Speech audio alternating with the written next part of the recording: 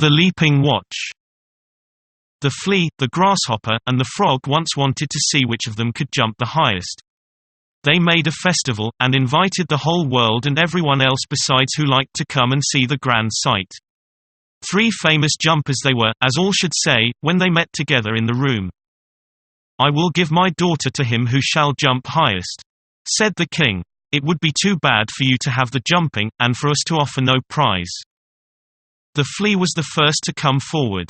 He had most exquisite manners, and bowed to the company on every side. For he was of noble blood, and, besides, was accustomed to the society of man, and that, of course, had been an advantage to him. Next came the grasshopper. He was not quite so elegantly formed as the flea, but he knew perfectly well how to conduct himself, and he wore the green uniform which belonged to him by right of birth. He said, moreover, that he came of a very ancient Egyptian family, and that in the house where he then lived he was much thought of. The fact was that he had been just brought out of the fields and put in a card house 3 stories high, and built on purpose for him, with the coloured sides inwards, and doors and windows cut out of the Queen of Hearts.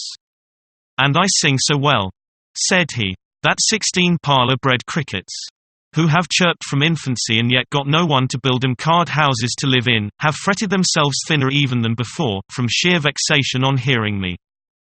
It was thus that the flea and the grasshopper made the most of themselves, each thinking himself quite an equal match for the princess.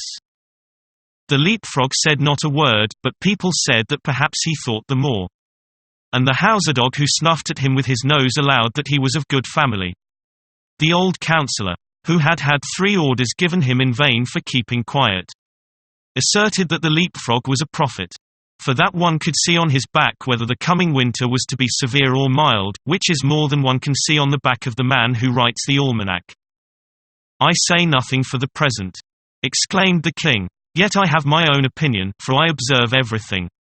And now the match began. The flea jumped so high that no one could see what had become of him.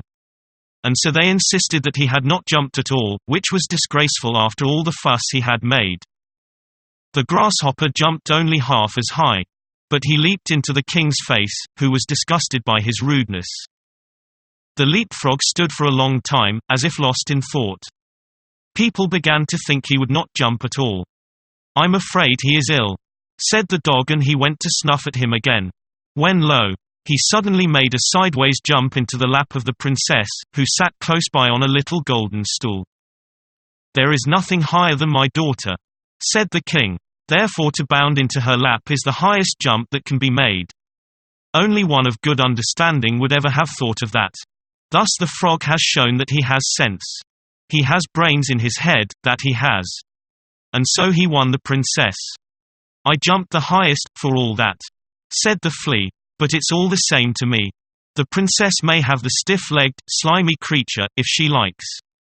In this world merit seldom meets its reward. Dullness and heaviness win the day. I am too light and airy for a stupid world." And so the flea went into foreign service. The grasshopper sat without on a green bank and reflected on the world and its ways. And he too said, "Yes, dullness and heaviness win the day. A fine exterior is what people care for nowadays." And then he began to sing in his own peculiar way. And it is from his song that we have taken this little piece of history, which may very possibly be all untrue, although it does stand printed here in black and white.